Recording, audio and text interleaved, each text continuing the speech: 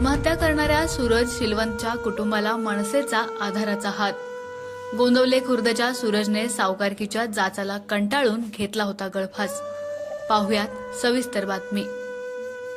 गोंदवले खुर्द येथील शिलवंत वस्तीवरील सूरज सुनील शिलवंत यानं खासगी सावकारकीच्या जाचाला कंटाळून आपल्या राहत्या घरी गळफास घेत जीवनयात्रा संपवली होती।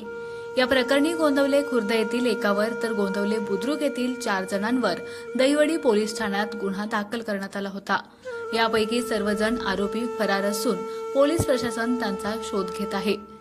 सध्या घरातील कर्ता पुरुष काळाच्या आड गेल्यानं सध्या शिलवंत कुटुंब उघड्यावर आलंय। त्या कुटुंबाचं आर्थिक पुनर्वसन होणं गरजेचं आहे। त्या दृष्टीनं सामाजिक बांधिलकी जपत महाराष्ट्र नवनिर्माण सेनेच्या वतीनं शिलवंत कुटुंबाला मदतीचा हात देऊ केलाय। यामध्ये घरात मूलभूत गरजा भागवल्या जाव्यात या हेतूनं त्यांना गृहोपयोगी तसेच जीवनावश्यक वस्तू, किराणा साहित्य, धान्य स्वरूपात मदत करण्यात आली।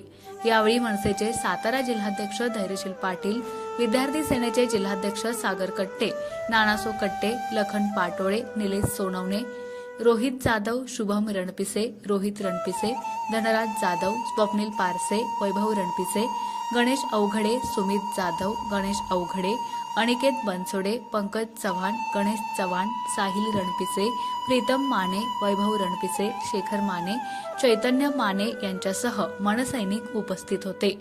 या प्रकरणी दोषी आणि सूरजच्या मृत्यूला कारणीभूत असलेल्या सर्वांवर पोलिसांनी कठोर कारवाई करावी आणि त्यांना अटक करावी अशी मागणी यावेळी धैर्यशील पाटलांनी केली।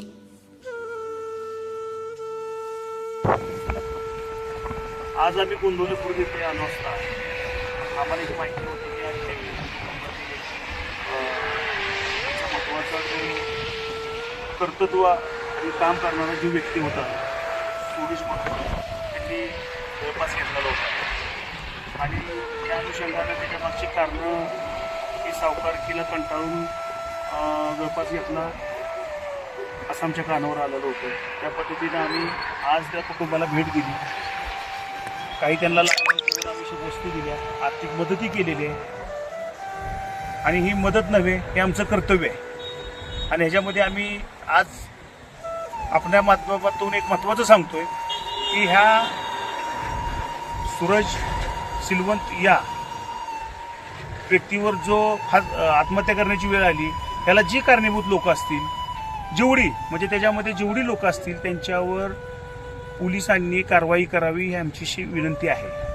यासाठी आज आम्ही महाराष्ट्र निर्माण सेनेतर्फे सर्व आमचे गोंदवल्यातील पदाधिकारी, आमचे सर्व मित्रमंडळी, ग्रामस्थ यांनी आज इथं भेट दिलेली आहे। तर लवकरात लवकर ह्याच्या पाठीमागे जे कोण आहे त्यांना लवकरात लवकर अटक करावी ही आमची अशी विनंती आहे।